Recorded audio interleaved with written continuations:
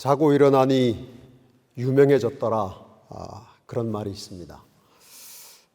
18세기 영국 시인인 바이런이 했다는 이 말은 기대하지 않았던 성공이나 갑자기 찾아온 유명세를 나타내는 표현입니다.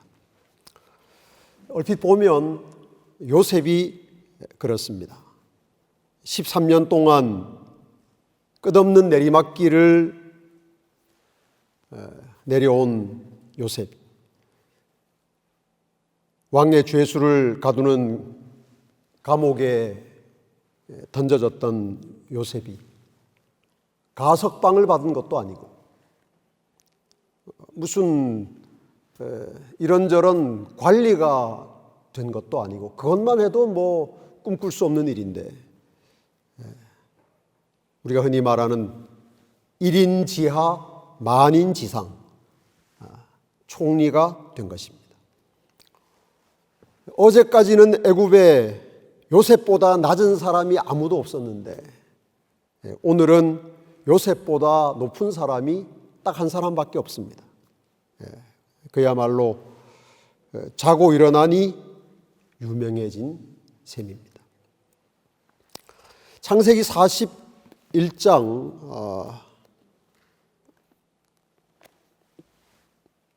38절부터의 이 자고 일어나서 유명해진 요셉에 대한 기록이 있는데 제가 좀 읽어보겠습니다. 바로가 그의 신하들에게 이르되 이와 같이 하나님의 영에 감동된 사람을 우리가 어찌 찾을 수 있으리요 하고 버려졌던 요셉입니다. 잊혀진 요셉이죠. 세상에 있는지 없는지 아무도 관심을 갖지 않았던 요셉인데 그 나라의 왕이 바로가 이런 어마어마한 칭찬을 한 것입니다. 이와 같이 하나님의 영에 감동된 사람을 우리가 어찌 찾을 수 있으리요? 더 이상일 수 없는 칭찬이죠. 흙구덩이에 뒹굴던 진주가 그 찬란한 모습을 드러내는 장면이라고 할 수 있을 것입니다. 39절입니다. 요셉에게 이르되 하나님이 이 모든 것을 내게 보이셨으니 너와 같이 명철하고 지혜 있는 자가 없도다. 요셉이 이런 말을 자기 집에 있을 때 들어봤을지 모르겠어요. 아마 제가 짐작하기로는 생전 처음 듣는 칭찬이 아닌가. 이건 이제 38절은 바로가 신하들에게 요셉에 대해 한 말이고 39절은 요셉에게 한 말입니다. 너는 이 세상에서 가장 명철하다. 이 세상에 너처럼 지혜 있는 사람은 없다. 여기까지만 해도 뭘 더 바라겠습니까? 사람이. 여기서 더 바라면 정말 그건 욕심이 너무 많은 거죠. 그런데 끝이 아닙니다. 40절 너는 내 집을 다스리라. 내 백성이 다 내 명령에 복종하리니 내가 너보다 높은 것은 내 왕좌뿐이니라. 바로가 또 요셉에게 이르되 내가 너를 애굽 온 땅에 총리가 되게 하노라 하고 이 말을 들었을 때 요셉이 어떤 생각을 했고 어떤 반응을 했을지 참 궁금합니다. 정말 비현실적인 일이죠. 이게 꿈에도 이런 일이 일어날 수 없는데 정말 현실이 된 것입니다. 요셉이 애굽의 총리가 되었습니다. 42절 바로가 자기의 인장 반지를 빼어 요셉의 손에 끼우고 그에게 세마포 옷을 입히고 금사슬을 목에 걸고 자기에게 있는 버금수레에 그를 태우며 2호차입니다. 2호차. 대통령 타는 1호차 말고 2호차에 요셉을 태웠습니다. 무리가 그의 앞에서 소리 지르기를 엎드리라 하더라. 바로가 그에게 애굽 전국을 총리로 다스리게 하였더라. 끝이 아닙니다. 바로가 요셉에게 이르되 나는 바로라 애굽 온 땅에서 내 허락이 없이는 수족을 놀릴 자가 없으리라. 거듭거듭 요셉의 권세를, 권력을, 힘을 계속 확인해 줍니다. 지금 모든 신하들이 듣고 보고 있는 앞에서 말이죠. 그리고 45절입니다. 그가 요셉의 이름을 사브낫 바네아라고 하고 또 온의 제사장 보디베라의 딸 아스낫을 그에게 주어 아내로 삼게 하니라. 요셉이 나가 애굽 온 땅을 순찰하니라. 바로는 정말 아주 세심한 사람인 것 같아요. 여러분, 바로가 그 부조선자 읽어보면 요셉을 총리로 임명하기 전에 아주 세세한 조사를 다 했다고 나와 있어요. 그렇게 해서 일단 요셉에 대한 신뢰가 생긴 다음에는 결혼까지 신경 썼어.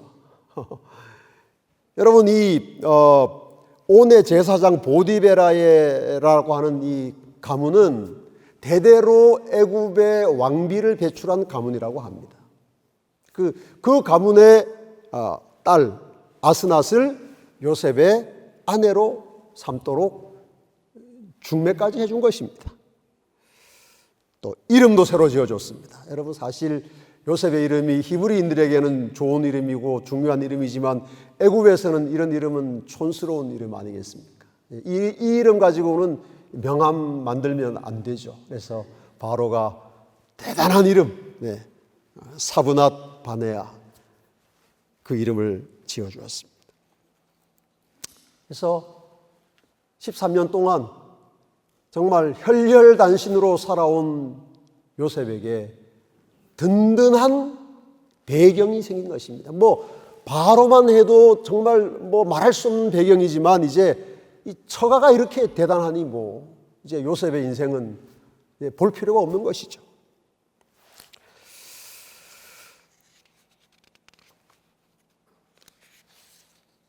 요셉은 자신이 원하지도 꿈꾸지도 않던 엄청난 것을 얻었습니다. 정말 말도 안 되는 성공입니다. 이제 우리가 흔히 말하는 대로 고생 끝, 행복 시작. 그렇습니까? 그동안 죽도록 고생했으니 이제부터는 마음껏 즐기는 인생을 살면 될까요?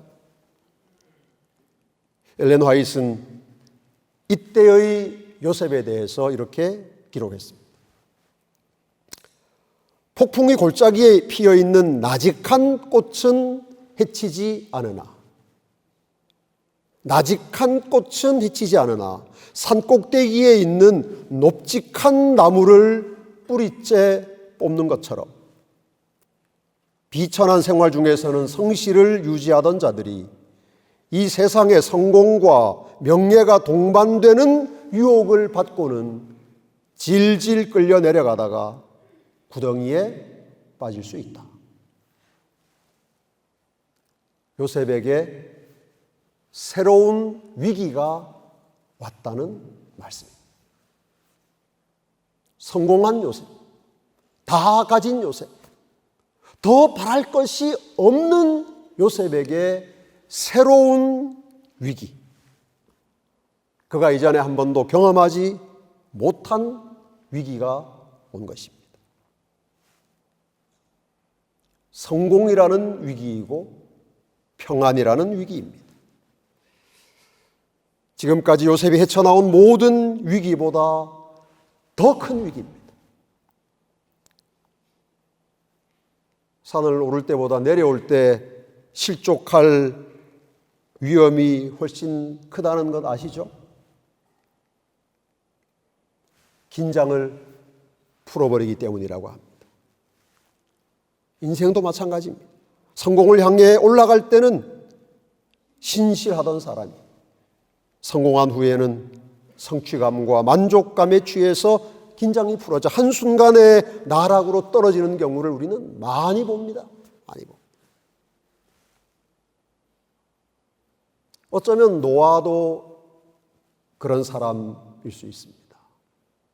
120년 동안 신실했는데, 120년 동안 의인 노아였는데 홍수 다 끝나고 이제 살아남았어요. 농사도 지었습니다. 잘 됐어요.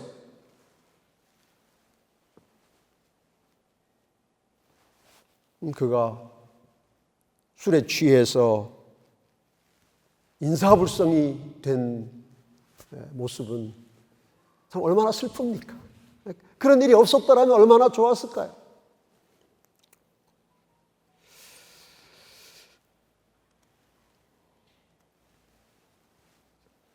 오스왈드 샌더스라는 작가가 이런 말을 했습니다. 가득 찬 잔을 누구나 들고 다닐 수 있는 것은 아니다. 가득 찬 잔. 이 잔은 가득 차지 않았기 때문에 제가 쉽게 움직여도 괜찮습니다. 그런데 집사님이 여기에 물을 가득 채워 놓았으면 이렇게 제가 못합니다. 아주 조심해야 됩니다. 그 말입니다. 가득 찬 잔을 누구나 들고 다닐 수 있는 것은 아니다. 애들은 못 듭니다.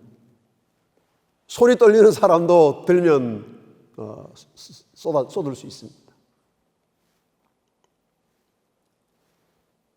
갑작스런 성공은 자만과 몰락으로 끝나는 경우가 많다.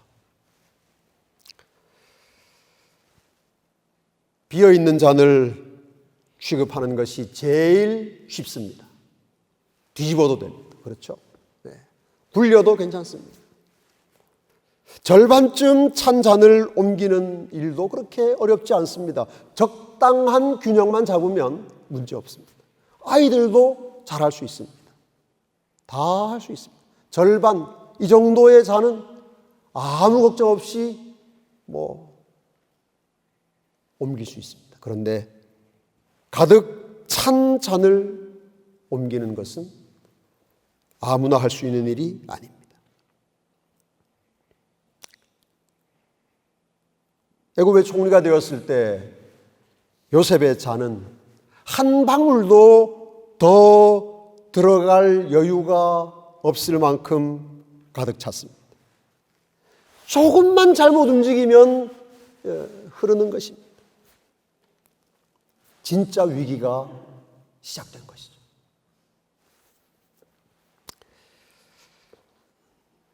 가득 찬 잔을 옮길 때 가장 중요한 것은 균형을 잡는 일입니다. 얼마나 집중하느냐가 아니라 얼마나 균형을 잘 잡느냐가 관건입니다. 그렇죠. 균형을 잘 잡으려면 기준을 잘 선택해야 돼요. 기준. 인생의 기준으로 삼을 수 있는 것이 많은 것 같지만 사실은 둘밖에 없습니다. 사람이거나 하나님이거나. 그리고 그 둘 중에 하나만 기준으로 삼는 것이 가능합니다. 기준은 언제나 하나여야 하니까. 이 사실을 사도 바울은 데살로니가 전서 2장 4절에 이렇게 기록했습니다. 우리가 이와 같이 말함은 사람을 기쁘게 하려 함이 아니요 오직 우리 마음을 감찰하시는 하나님을 기쁘시게 하려 함이라. 뭔 일을 할 때 왜 이 일을 하는가? 이 기준이 분명해야 되는 것이죠. 기준. 목적이 뭐냐요? 왜 사느냐? 왜 먹느냐?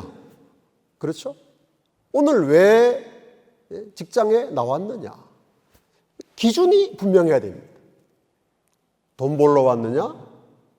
또 아니면 다른 기준이 있느냐? 내 무슨 인격을 수양하는 것이냐? 혹은 자기 성취와 만족이냐? 근데 수많은 종류의 기준이 있는 것 같지만 결국 다 모아놓고 보면 둘 중에 하나입니다. 사람이냐 하나님이냐. 사람을 기준으로 삼는 사람은 물론 대부분의 경우 자기가 기준입니다. 뭐 다른 사람을 기준으로 삼는 경우는 잘 없는 것 같아요. 내가 내 삶의 기준입니다. 왜냐하면 내가 내 인생의 주인이니까. 그래서 나를 기준으로 삼으면 내 기쁨, 내 행복, 내 만족이 삶의 목표가 되는 것이죠. 뭐 사람을 기준으로 삼는다고 해서 하나님을 안 믿거나 하나님을 섬기는 일이 불가능하냐? 절대 그렇지 않습니다. 내가 내 삶의 기준이 되고서도 하나님 믿고 하나님 사랑하고 하나님의 일을 하며 충분히 살 수 있습니다. 도덕적이고 칭찬받는 사람이 될 수도 있습니다. 그런데 살다 보면 내 생각과 하나님의 뜻이 충돌할 때가 있습니다. 내 행복과 하나님의 영광을 동시에 추구하는 것이 불가능한 때가 오는 것이죠. 그럴 때 사람을 기준으로 삼은 사람은 하나님의 뜻을 내려놓고 하나님의 영광을 슬그머니 뒤로 물리는 것입니다.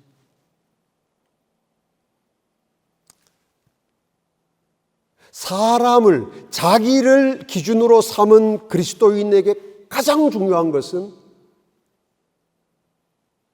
이 땅에서 복받는 것이고 그렇게 살다가 구원받는 것입니다. 구원받는 것이 그러면 목표가 되면 안 되냐? 네, 여러분, 구원보다 더 중요한 기준이 있습니다. 인간의 구원보다, 내가 구원받는 것보다, 내가 행복한 사람 되는 것보다 더 중요한 기준이 있죠. 그것이 무엇입니까? 하나님의 기쁨이고 하나님께 영광을 돌리는 것입니다. 그래서 하나님을 기준으로 삼은 사람은 내 구원이 가장 중요하지 않고 내 구원이 왜 중요한가 하면 그것이 하나님이 원하시는 일이기 때문에 내 구원이 중요합니다. 하나님이 기뻐하시기 때문에 내가 구원받아야 하고 그것이 하나님께 영광이 되기 때문에 내가 거룩한 삶을 사는 것입니다. 이런 사람은 하나님의 뜻 아래에 내 행복을 두고 내 구원보다 하나님의 영광을 더 귀하게 여기는 것입니다. 그래서 하나님을 기준으로 삼은 사람에게는 얼마나 성공했느냐, 얼마나 인정받았느냐, 얼마나 누리고 있느냐, 이것은 그렇게 중요하지 않습니다. 하나님이 나를 어떻게 보시느냐, 그것이 가장 중요합니다. 하나님이 나를 어떻게 판단하실까? 상사가 아니라, 교수가 아니라, 총장님이 아니라 하나님은 나를 어떻게 보실까? 총리 요셉은 바로가 나를 어떻게 볼까?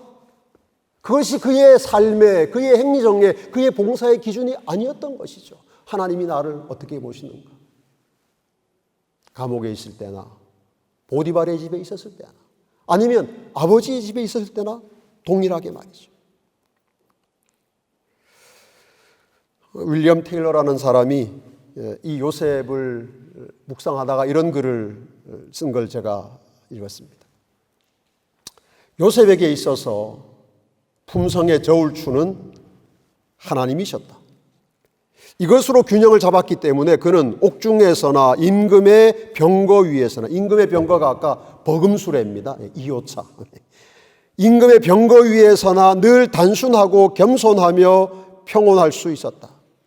토굴 속에 함께 계신 하나님으로 말미암아 바로의 감옥입니다. 그는 자신의 고난을 과장하지 않을 수 있었다. 병거 위에 동행하신 하나님으로 말미암아 그는 자신의 명예를 과시하지 않을 수 있었다.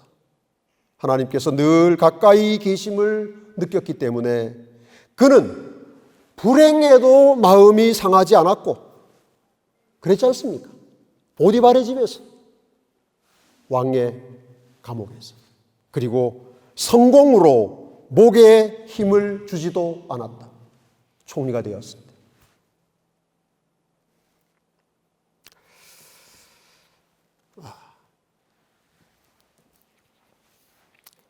여기까지 들으시면서 오케이, 성공하면, 내 인생의 잔이 찰랑찰랑 차면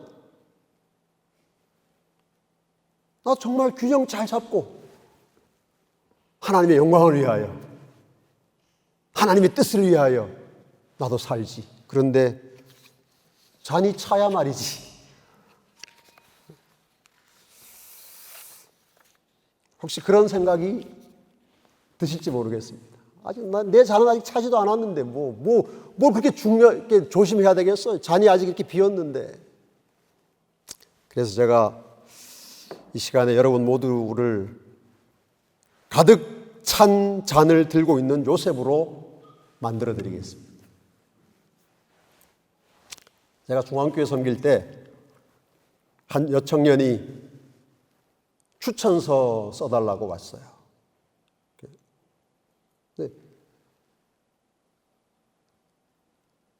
정확하게 기억은 안 나지만 제가 하여간 그 청년 몇 달 전에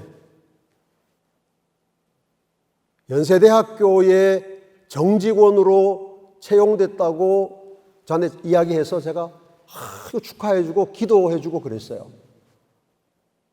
저는 잘 다닌 줄 알았는데 와가지고 자기가 원서 내야 되겠네, 추천서 써달래. 여러분, 목사한테 추천서 써달라고 하면 어디를 가겠다는 말일까요? 아무튼 우리 교단 안에 어디를 가겠다는 거예요. 짐작하시는 대로 삼육대학교에서 지금 직원 모집하는데 자기가 지원 원서 내야 되는데 목사님 추천서 필요하니까 추천서 써달라는 거예요. 그래서 제가 좀 사실 솔직히 놀랐습니다. 제가 연세대학교 계약직도 아니고 정직원이 왜 그거 그만두고 삼육대학교 가겠다는 거야? 이제 대놓고 제가 말은 하지 않았지만 죄송합니다만은 솔직히 그런 마음 생각이 들었어요. 그래서 왜 그러냐? 직장 생활에 문제가 있냐? 이렇게 물어봤더니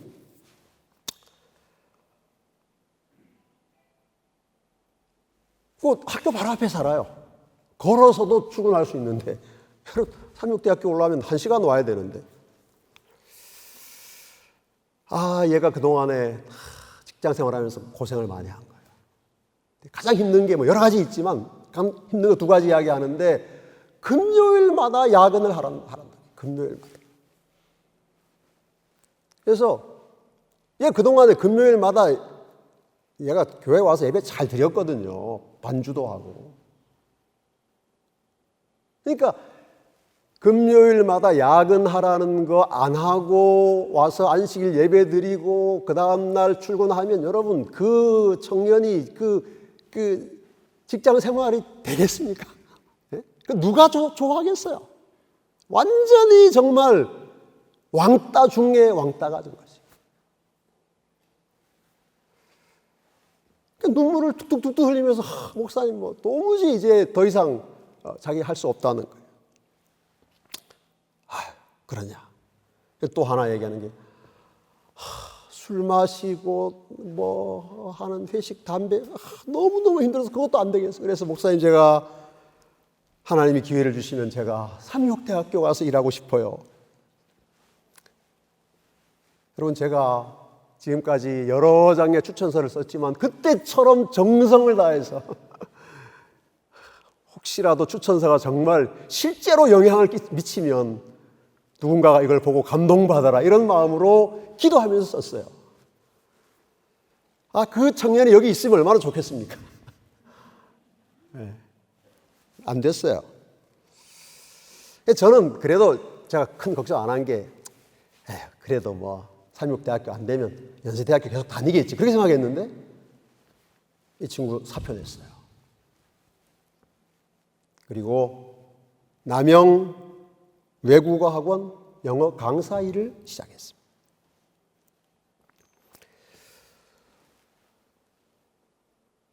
여러분의 잔이 이 정도라는 걸 아셔야 됩니다. 여러분 36대학교에서 일하신다고 해서 어디 가서 안 됐네 그런 말 들어보신 적 있어요? 적어도 재림교회 안에서 재림 성도들 중에서 여러분이 이 학교에서 무슨 일을 하시든지 제가 생각하기에는 여러분은 가득 찬 잔을 들고 살아가시는 분들입니다. 저는 여러분의 봉급이 얼마인지 모르고 근무 환경도 모릅니다. 그러나 제가 아는 거 있습니다.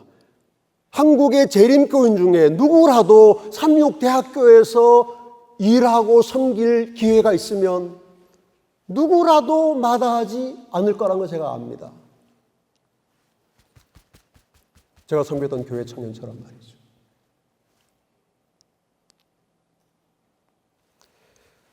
여러분 중에 혹시 다른 대학교에 더 좋은 직장 찾아서 원서 내신 적 있으십니까? 아마 거의 없을 거라고 생각합니다. 왜냐하면 여기가 우리가 여러분이 살고 여러분이 일하고 여러분이 섬길 수 있는 가장 좋은 곳이기 때문입니다. 완벽하다고는 말하지 못하겠죠. 여러분 요셉이 총리가 됐다고 완벽했겠습니까? 그건 아닙니다. 여전히 부족한 거 있어요. 그러나 어쨌든 총리가 된 요셉의 잔이 가득 찼다면 삼육대학교에서 일하며 살아가시는 여러분의 잔도 저는 찼다고 생각했대요. 여러분 우리 서중환 합회의 목회 1번 목사님이 여기서 사역하시는 거 아십니까? 얼마나 삼육대학이 좋으면 좋아서는 아니죠. 어쨌든 제가 우리 강대옥 장로님 뵀는데 제가 대학 입학했을 때 벌써 오랫동안 학교에 일하시는 분인데 지금도 여기서 계시니 도대체 얼마나 좋으면 그러시겠어요.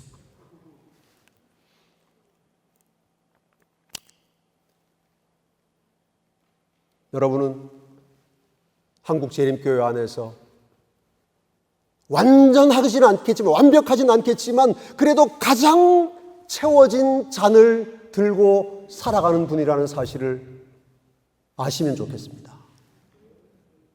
특권입니다. 선물입니다. 그러므로 긴장하셔야 합니다. 균형을 잘 잡으셔야 합니다. 기준을 명확하게 하셔야 합니다.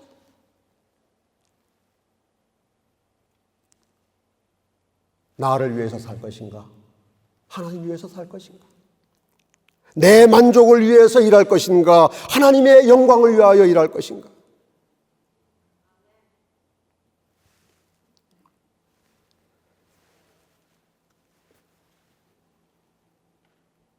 어떤 사람이 이렇게 말했습니다. 심장에 휴가가 있어서는 안 되는 것처럼 영적 집중력에도 휴가가 있어서는 안 된다.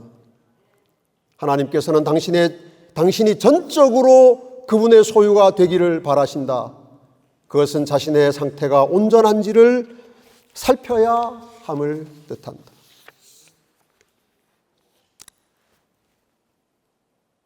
삼육동에서 섬기시는 동안 여러분의 영적인 집중력과 도덕적 긴장을 풀지 않으시기를 바랍니다.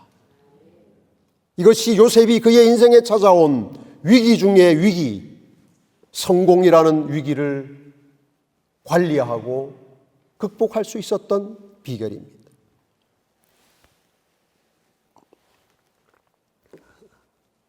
살기 편안해지면, 걱정이 없어지면 하고 싶은 일이 생깁니다. 휴가를 하고 싶죠. 휴가를. 우리나라가 어마어마하게 이제 해외여행 많이 하는 나라가 됐지 않습니까? 왜 그렇습니까? 먹고 살만 하니까 그런 것입니다. 성공하면 하고 싶은 것이 휴가예요. 자신에게 휴가를 주고 싶은 것이죠. 그런데 자기에게 휴가를 줬다가 할 수 없는 손해를 본 사람이 다윗입니다. 여러분, 사무엘하 11장 1절에 이런 말씀이 있습니다. 그 해가 돌아와 왕들이 출전할 때가 되매, 왕들이 전쟁에 나갈 때가 되었는데 다윗이 요압과 그에게 있는 그의 부하들과 온 이스라엘 군대를 보내니 그들이 암몬 자손을 멸하려고 랍바를 에워쌌고, 그 다음에 중요한 말씀이에요. 다윗은 예루살렘에 그대로 있더라. 누가 출전할 때가 되었는데요? 왕이 출전할 때가 되었으면 왕이 나가야죠, 전쟁터에. 그런데 안 갔어요. 휴가를 즐긴 것입니다. 아이고, 이 정도는 지금 같은 이때에, 그죠? 야, 요압, 네가 알아서 해. 나는 그냥 있을게. 그만큼 상황이 좋았던 것이죠. 왕국이 편안한 것입니다. 그 정도 전쟁은 굳이 왕이 안 나가도 이길 수 있을 것이라고 확신한 것입니다. 그래서 군복을 벗고 허리띠를 풀고 편안하게 있다가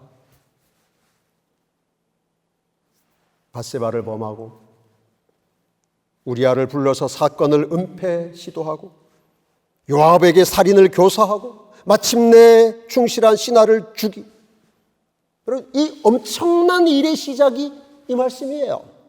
다윗은 예루살렘에 그대로 있더라.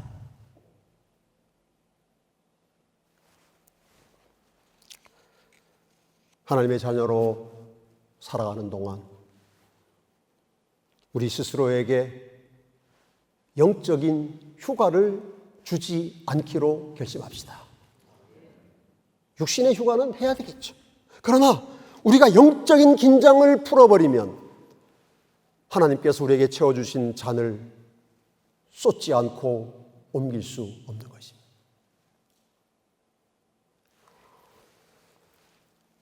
사람이 어떻게 한결같이 살 수 있나?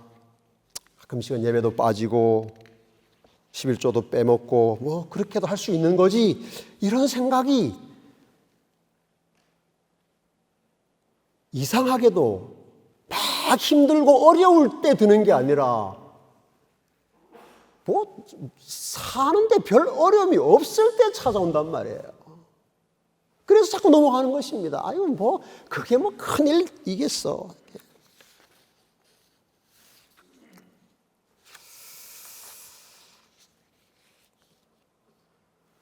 잠언 4장 23절 말씀을 우리 같이 읽고 오늘 마치겠습니다. 시작. 무릇 지킬 만한 것보다 더욱 내 마음을 지키라. 생명의 근원이 이에서 남이니라. 마음을 잘 지켜서 기준을 명확하게 해서 그리스도인의 균형을 잡고 하나님께서 우리에게 맡기신 인생의 잔을, 믿음의 잔을 끝까지 주님 앞에 갈 때까지 잘 쏟지 않고 가져가셔서 승리하는 요셉 같은 우리 362 가족들 되시기를 주님의 이름으로 축복합니다.